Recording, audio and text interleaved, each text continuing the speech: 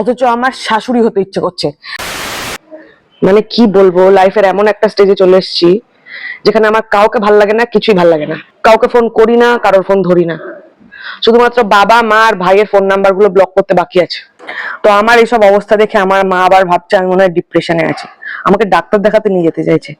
Depression depression আমাকে দেখলে depressed হয়ে যাবে। বন্ধুরা এখন ভাই দেখা কর বলার বদলে হোয়াটসঅ্যাপে মাঝে মাঝে মেসেজ করে, ভাই বেঁচে আছিস? তো এরই মধ্যে সেদিন আমাকে আমার একটা বন্ধু ফোন করে বললো চল একটু বেরোই। আমি প্রথমে অবভিয়াসলি নাই বললাম। তো আপদ বাড়ির তলায় চলে এলো, ঠিক আছে বেরোই। তো আমাকে বলছে ভাই একটু চিল কর, তুই দিন দিন আন্টি হয়ে যাচ্ছিস।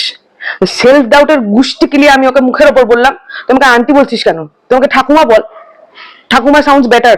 ওর জীবনের পুলক আর ফুর্তি দেখে ওর গায়ে বমি করে দিয়ে চলে এসেছি। 2-3 বছর আগে ও রাস্তাঘাটে কোনো বাচ্চা আমাকে আন্টি বললে আমার সম্মানে লাগতো, কিন্তু এখন ওই উচ্চিঙ্গে উলোর বাদর বাচ্চাগুলো রাস্তাঘাটে যদি আমাকে আন্টি বলে ডাকে, আমার অটোমেটিক ভেতর থেকে একটা শাসন করার আন্টি জেগে আসে।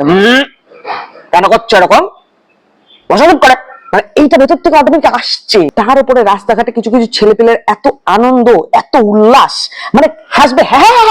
আর তার সাথে আছে কিছু স্কুলের বাচ্চা যারা স্কুল ইউনিফর্ম পরে রাস্তার মধ্যে হাতে হাত ধরে প্রেম করে। এদেরকে না দেখলে মনে হয় চড়িয়ে দিই একবারে। কি জানি কি হচ্ছে, মানে লাইফে বর তো দূরস্থান, আরে বয়ফ্রেন্ড নেই, অথচ আমার শাশুড়ি হতে ইচ্ছে করছে। তাও আবার ওই টক্সিক শাশুড়ি গুলো, যেগুলো কথা কথায় বউকে জ্বালাতন করে, বৌমাকে উঠতে বসতে গাল মন্দ করে, কথা শোনায়, সেরকম শাশুড়ি হতে ইচ্ছে করছে। এটা কোনো কথা? আমি তো সেদিন মাকে বললাম, মা তুমি আমার সাথে একটু শাশুড়ি বৌমা খেলবা, তুমি বৌমা হবা আমি শাশুড়ি হব, তারপর আমি বসে থাকবো সোফার উপরে, পায়ের উপর পা তুলে তোমাকে বলবো তুই বৌমা চা করে দাও, বৌমা পা টিপে দাও, বৌমা জল গরম করো। মা আমাকে চড়িয়ে দিল। বন্ধুরাও এখন এত আওয়াজ কিসের, আপদ বাড়ি বানাচ্ছে, বাড়ির সামনে ঘোরা দিন সারাদিন